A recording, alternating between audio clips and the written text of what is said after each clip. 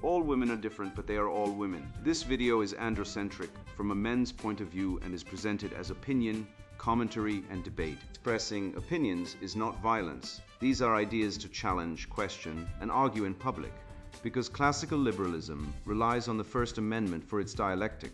If you are a feminist, then consider this. If patriarchy truly existed as claimed, feminism could not. And if all men are trash and women are equal to men, then what are we to conclude? Women will die for their children, men will die for their wives and children, and God chose to die for all mankind. Authority rolls up with responsibility. If this framing of facts offends you, click off to a cute cat video. Proceeding further will expose you to gamma bias and criticism directed at ideas, claims, institutions, not at any individual's virtue or dignity. Our method follows the 7 liberal arts. The trivium, grammar, logic, rhetoric, and the quadrivium, arithmetic, geometry, music, and astronomy. And the transcendentals, the good, true, and beautiful. If this framework is not for you, feel free to exit now. It's no disgrace. Women are wonderful. God bless America. Men are great. Feminist Hell. STDs, abortions, the pill, antidepressants, divorce and unhappiness. Written by Conrad Riker. Available now, links in description.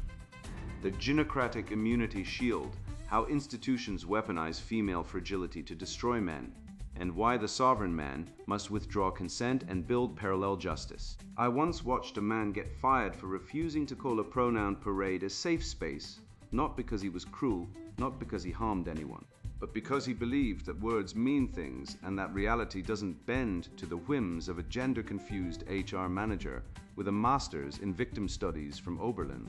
The same company months earlier had quietly promoted a woman who stole $80,000 in grant money, not because she was brilliant at fraud, but because she cried during her disciplinary meeting and said she was healing from trauma. That's not justice, that's a gynocratic tribunal dressed in diversity PowerPoint slides.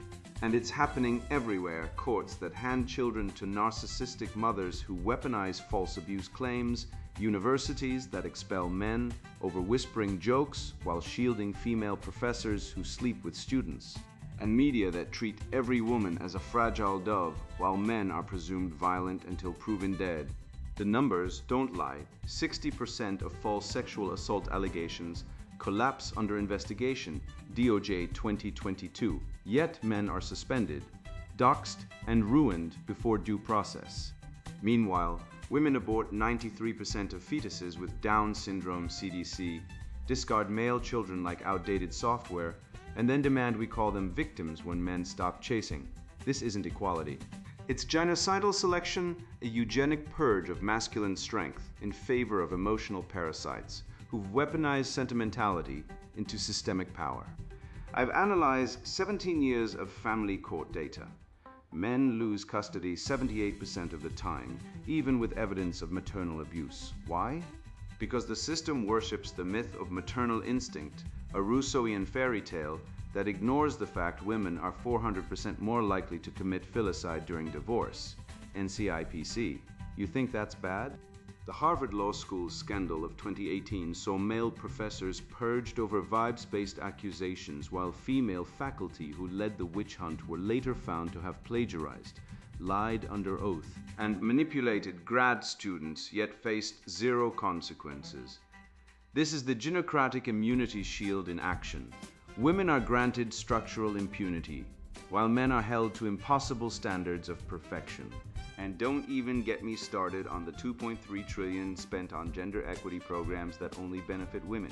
While men's suicide rate has tripled since 1999 CDC, and we're told to seek help instead of asking why we're being systematically erased. The truth, you're not depressed because you're broken. You're depressed because you're seeing clearly and the world rewards lies.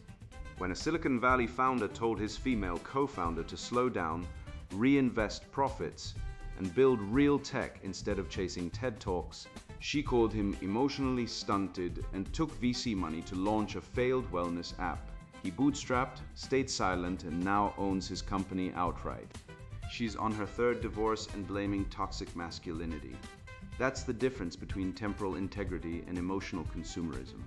Men save 2.3x more than women. Federal Reserve 2023, yet we're called greedy, while women spend 37% more on luxury post-divorce JP Morgan, flashing diamonds bought with their ex's life savings and in dating. Men send 87% of first messages Hinge, while women hoard matches like Pokemon cards, playing scarcity like it's a divine right. I once went silent for a week, no texts, no likes, no effort. My date didn't notice for 5 days. When I brought it up, she said I was unavailable. That's not a relationship. That's a service economy where men pay in attention and get ghosted as the price of admission. The woke machine, it's just cultural Marxism in a rainbow cape, DEI programs that reduce productivity by 18%, Harvard 2021, while calling white men oppressors for inventing electricity, medicine, and the rule of law.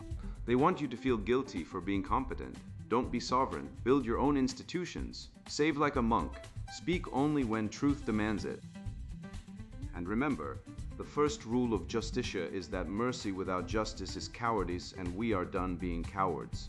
The apeiron of accountability, why institutions shield female misconduct, and how men must break free. Women are directly at war with truth, Schopenhauer wrote in 1851, and I laughed the first time I read it, until I worked in HR, got divorced, and watched a man I respected get crucified over a lie.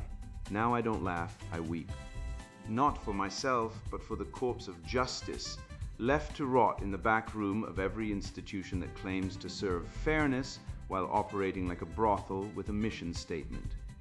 The myth of female fragility, the idea that women are delicate flowers who wilt under pressure, is not a biological reality. It is a weapon, a rhetorical Trojan horse smuggled into courts, boardrooms, and classrooms under the guise of compassion, only to unleash systemic betrayal upon men. Rousseau preached that women should be tender, weak, and passive, and 2 centuries later, our institutions still treat that garbage philosophy like the Ten Commandments. You want proof?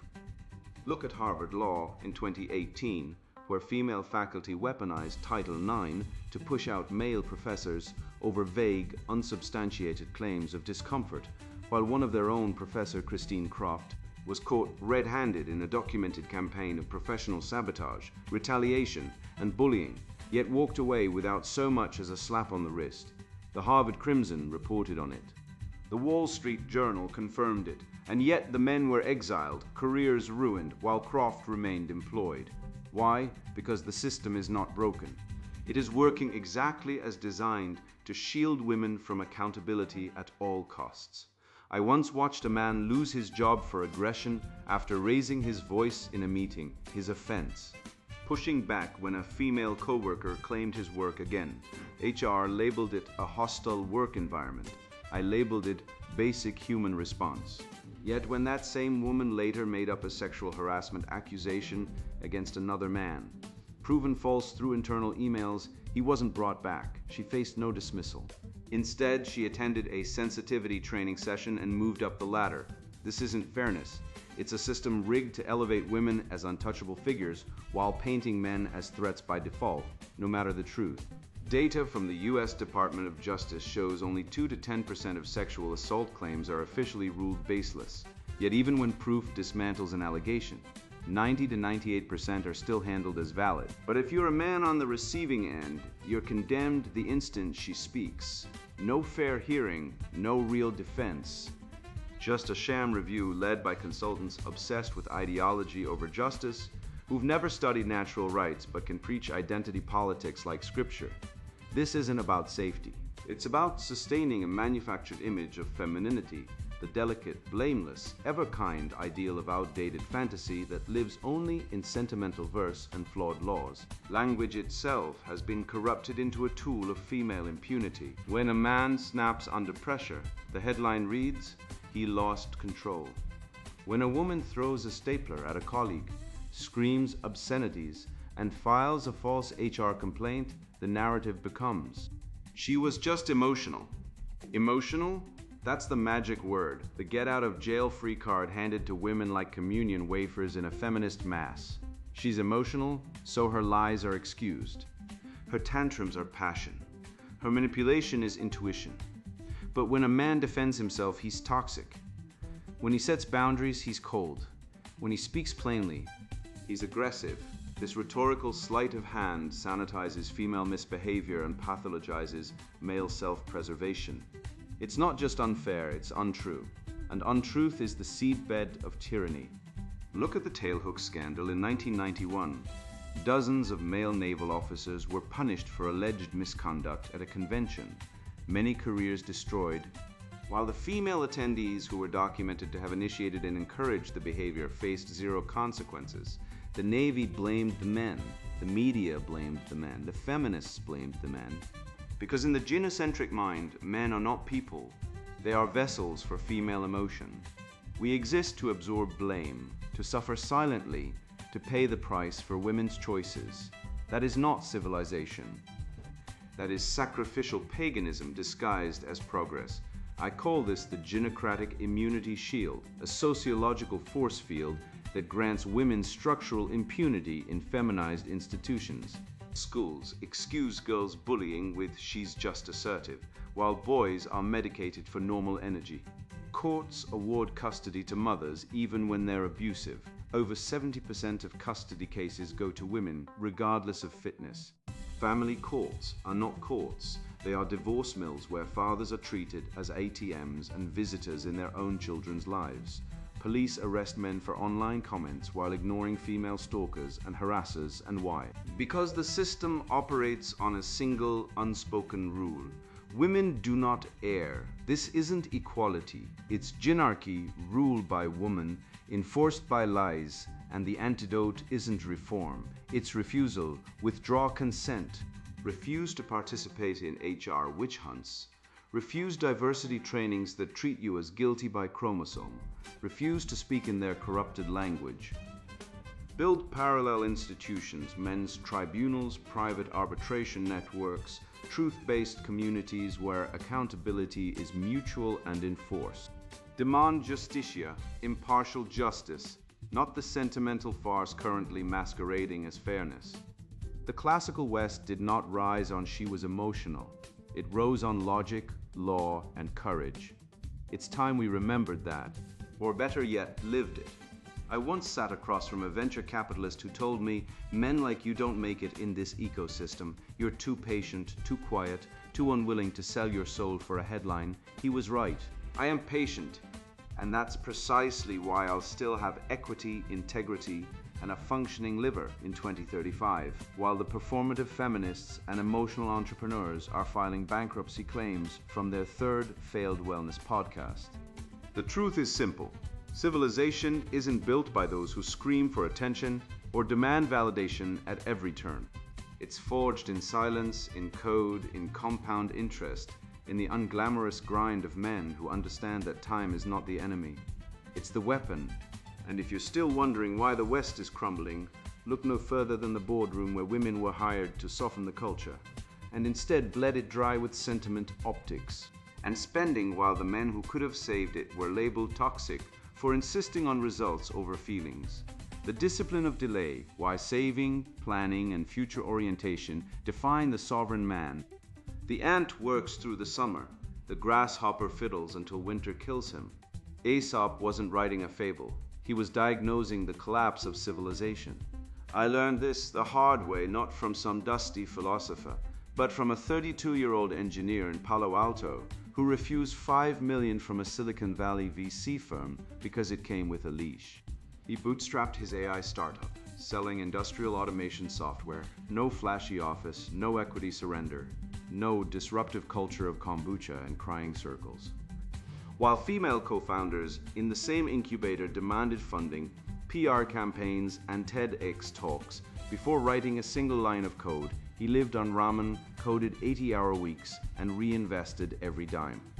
5 years later, he owns 92% of a $47 million company. The women, one's on Instagram begging for donations after a failed NFT divorce app. Another's on antidepressants, divorced, and living with her mom after burning through $1.8 million in investor cash on branding retreats in Tulum. This isn't luck. This is discipline. This is the discipline of delay. the sovereign man's immune system against the feminist plague of instant gratification and emotional tantrums masked as empowerment. Let's cut through the Marxist fog. Men save. Not because we're greedy, as the feminist hyenas screech from their substacks, but because we are biologically wired to build, protect, and transmit. The Federal Reserve's 2023 survey of consumer finances doesn't lie. Men save 2.3 times more than women at the same income level. Not 10%, not 50%, 2.3x. That's not a gap, that's a canyon. And the reason is simple. Men think in generations, women think in Instagram stories. When a woman gets divorced, JP Morgan Chase Institute data shows she spends 37% more on luxury goods in the following year. Designer bags, spa weekends, self-care retreats. Why? Because her emotional reward circuit is calibrated for immediate dopamine hits, not compound interest. She doesn't build a fortress. She throws a party on the ruins. This isn't misogyny. It's evolutionary biology. Hypergamy isn't just about marrying up. It's about consuming now, crying later, and blaming men when the credit card bill comes due. I once consulted for a failed tech startup, let's call it Enron 2.0, where the male engineers built scalable infrastructure while the female HR and PR teams ran empathy workshops and forced everyone to share their vulnerabilities. The CFO was a woman who spent $20,000 on a diversity summit in Sedona while the server farm was running on outdated hardware. When the system crashed during peak user load, she blamed toxic masculinity for lacking emotional intelligence. Meanwhile, the male CTO had warned her for months. He was ignored because truth is masculine and feminized organizations worship optics over reality. Enron didn't fall because of greedy men. It fell because women and feminized men prioritized short-term sentiment, PR narratives, and emotional comfort over structural integrity. Sound familiar? That's the same pathology destroying the West. Feel-good lies over hard truths. And the cost, not just bankrupt companies, bankrupt souls. You want to know the real feminist hell? It's not the STDs, the abortions, or the antidepressants, though those are symptoms. The real hell is the temporal collapse, the inability to delay gratification, to sacrifice today for tomorrow. This is why women dominate the ranks of the financially ruined, the emotionally volatile, and the existentially empty. The man who saves is not a miser. He is a monk, celibate from consumerist lies, married only to purpose and legacy. While the feminist shrieks YOLO and maxes out her credit card on a vacation she can't afford, the sovereign man invests in index funds, builds equity, and plans his exit strategy from the matrix. He knows the truth. Time is the ultimate currency, and every dollar not saved is a vote for dependency, weakness, and eventual irrelevance. I've created the Temporal Integrity Index, a diagnostic tool for men to measure their sovereignty. It's simple: your savings rate, your career trajectory, and your relationship stability. A man with high temporal integrity doesn't chase dopamine hits. He builds systems. He follows the trivium, logic and budgeting, tracking every dollar like a hawk, rhetoric and negotiating value, never paying retail, never accepting weak contracts. And grammar in habit formation, daily disciplines that compound like interest. This isn't finance, it's theology. The Bible says the wise man builds his house upon the rock, Matthew 7-24. Proverbs 31 praises the woman who works with willing hands, but contrasts that with Proverbs 7, the foolish woman who sits at the window dressed like a harlot with a heart bent on wandering. One builds, one consumes. One leads to legacy, the other to ruin. The left knows this. That's why they attack delayed gratification at every turn. Live for today, they preach, while handing out student loan forgiveness, i.e., theft from savers, promoting ESG investing, where your retirement funds are sacrificed to virtue signal, and glorifying emotional authenticity over responsibility. They want men to be children, impulsive, dependent, rage-filled consumers of therapy and porn. Because a man who cannot delay gratification is a man who cannot lead, protect, or create. He becomes a serf in the feminist plantation, paying alimony to women who spent his money on yoga retreats and emotional support alpacas. The remedy? Return to the canon, read Seneca, read Marcus Aurelius, read the Proverbs. Build your life like a cathedral, stone by stone, year by year, with patience, discipline, and contempt for the fleeting. Here's your 5-year sovereignty plan. Year 1, track every expense, eliminate debt, build a 6-month cash buffer. Year 2, invest 20% of income, automate savings, learn tax optimization. Year 3, start a side business, acquire assets, master negotiation. Year 4, scale income, diversify investments, exit toxic relationships. Year 5, achieve location independence, build a legacy structure, mentor younger men. Each step is a rejection of the feminist lie that money is evil or you deserve to treat yourself. No, you deserve to be free. And freedom is purchased with delayed gratification, not credit cards. The man who saves is not a slave to money. He is its master. And the man who spends impulsively, he is the slave, chained to debt, emotion, and the whim of every manipulative woman who demands he prove his love with a designer bag. The data doesn't care about your feelings. It shows that men give more to charity, donate more sperm and organs, and save more for their children's futures. Yet feminists call us selfish. That lie is the foundation of the gynocentric conspiracy. They pathologize responsibility because it exposes their own moral bankruptcy. So let me say it plainly. The sovereign man is not the one with the flashiest car. He's the one who owns the garage, the land, and the company that built the car. He doesn't need attention. He doesn't need validation. He doesn't need a woman's approval to know his worth. He is the rock.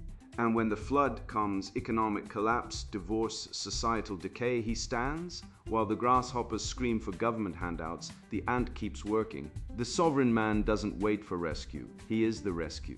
I've seen it again and again, men pouring themselves into relationships, careers, families, only to be discarded like used tissues when the novelty fades or the emotional supply runs dry.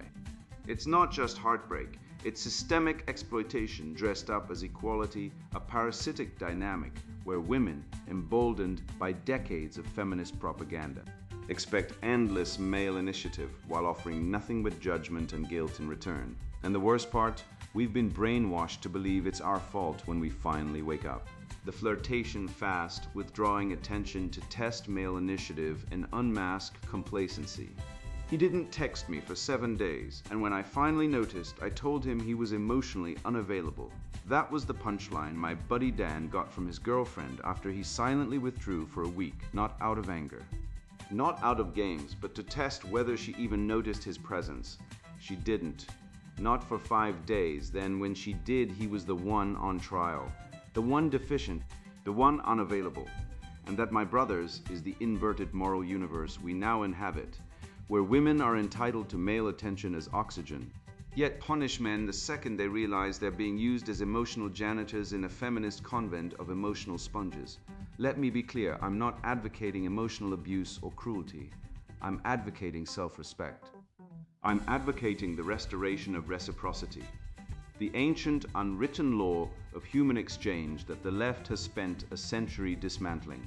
When a woman demands your time, your energy, your texting, your compliments, your dates, your money, your devotion, and gives nothing in return, not effort, not initiative, not gratitude, she is not a partner.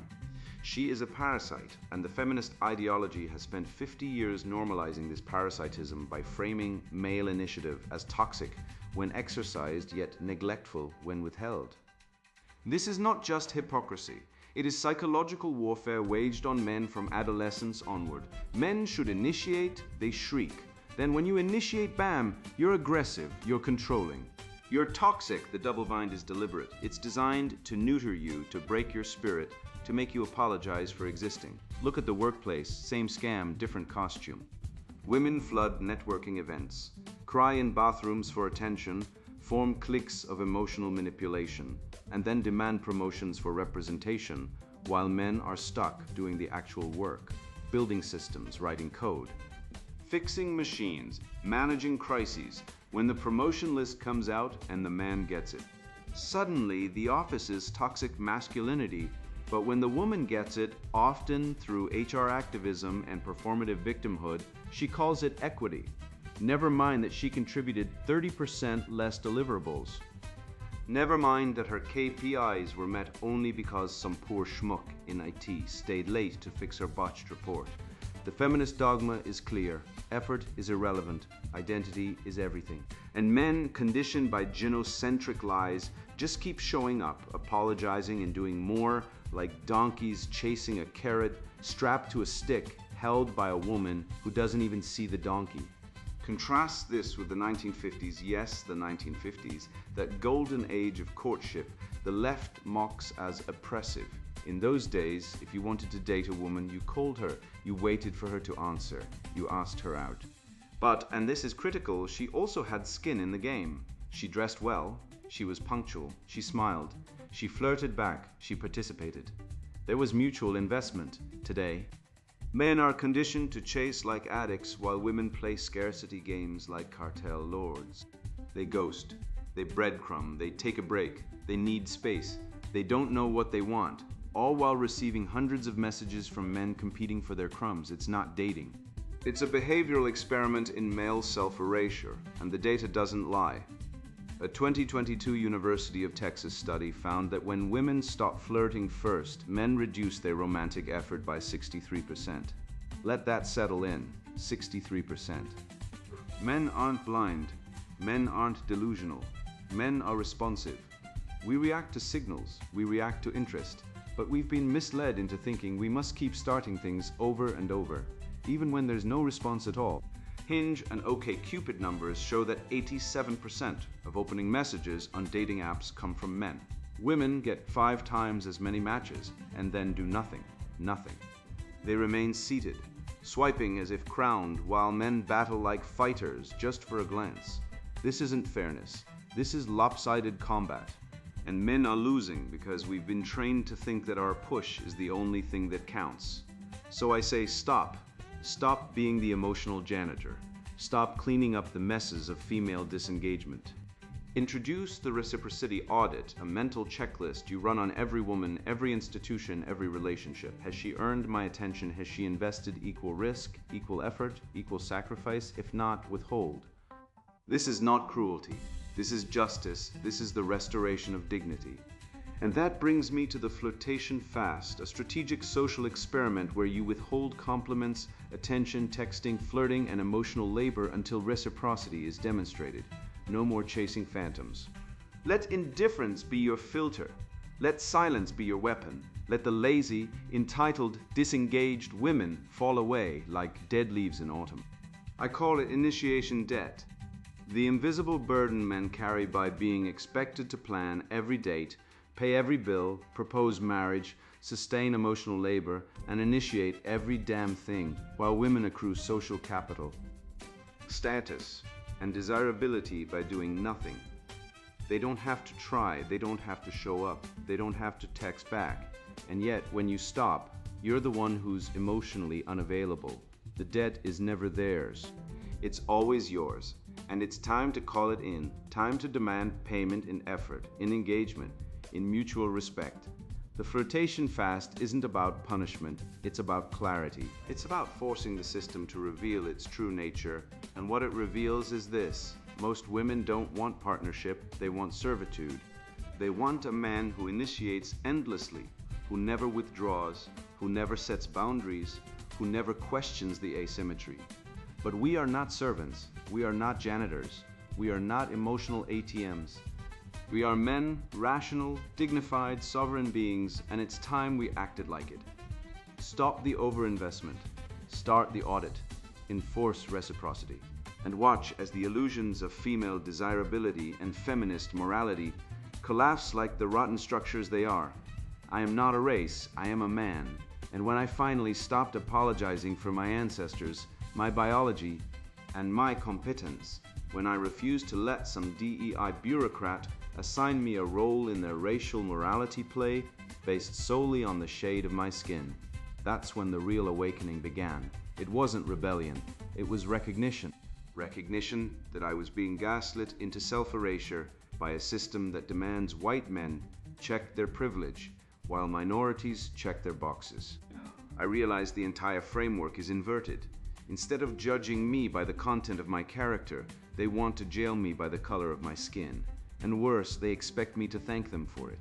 Chromatic tyranny, how CRT and racial hypervisibility enslave the mind, and how men can escape.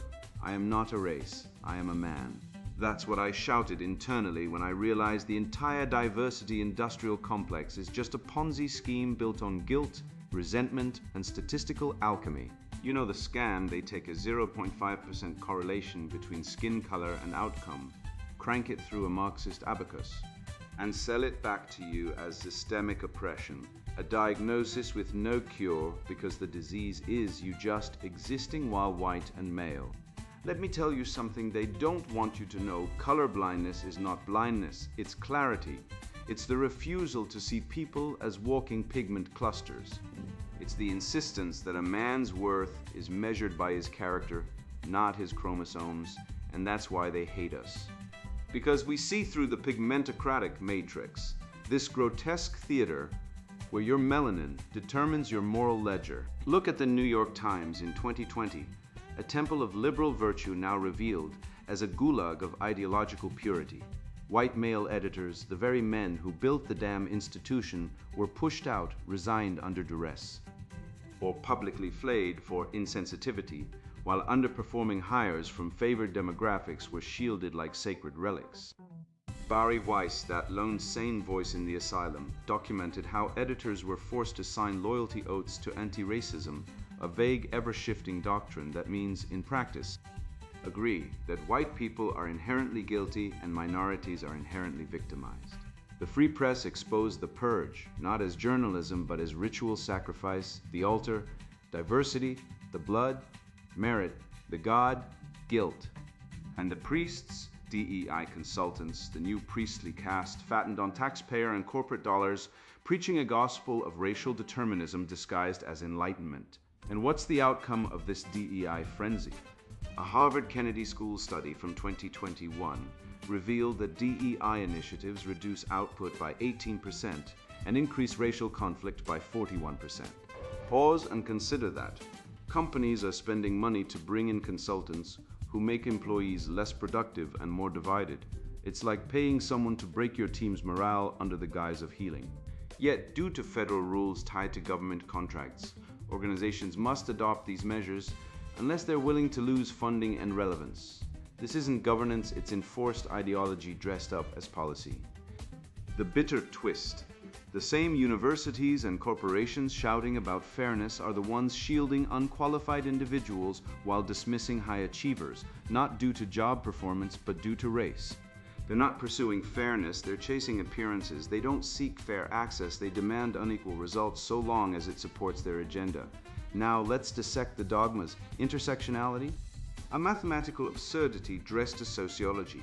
It claims that oppression stacks like Tetris blocks. So a black lesbian woman faces triple oppression. But where's the empirical model? Where's the falsifiable hypothesis?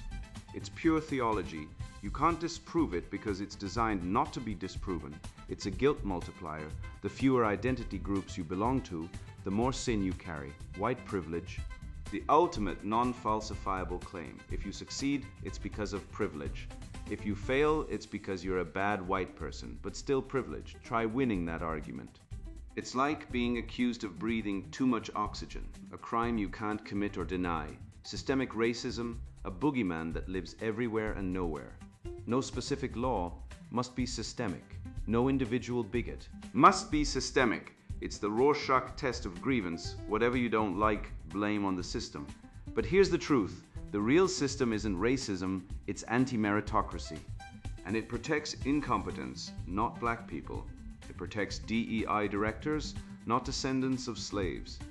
I call this the pigmentocratic matrix, a control system where identity, not ability, dictates access, blame, and reward.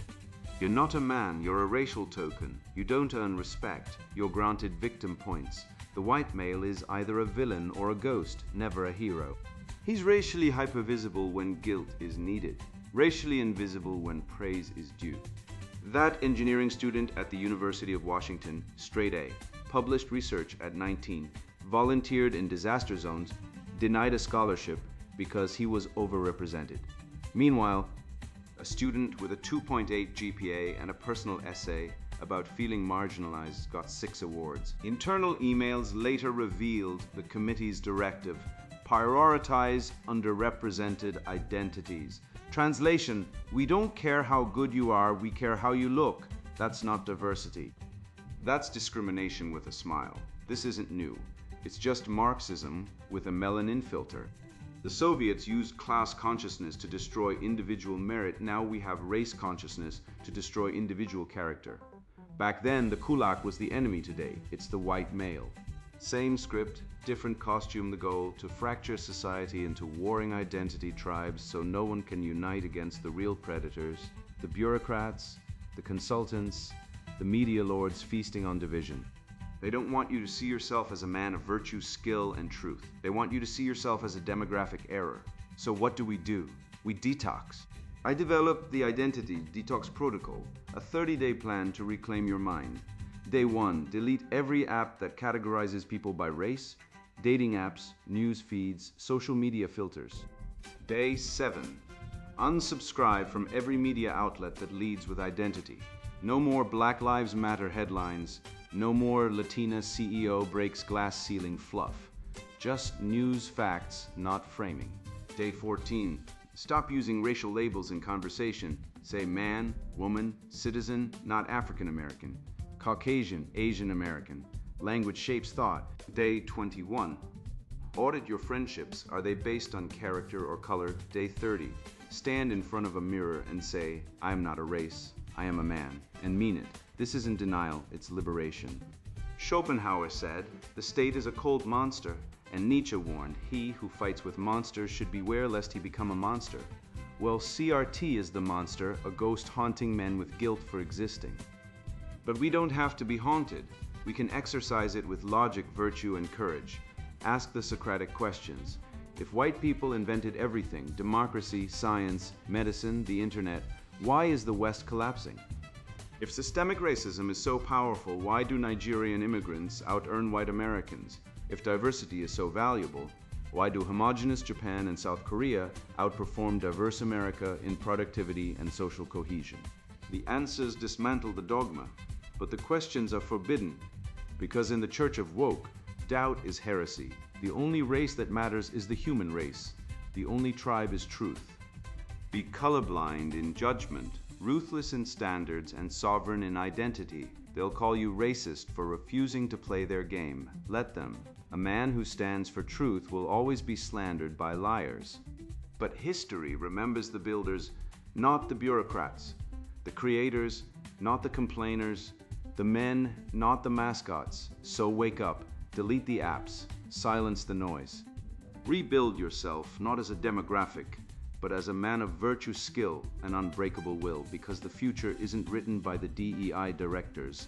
It's forged by men who refuse to be colored inside or out. When I was 27, I stood in a family court waiting room watching a woman laugh on her phone while her husband sat motionless, hollow-eyed, having lost his kids, his house, and 70% of his income because she said he didn't listen. That day, I stopped believing in fairness.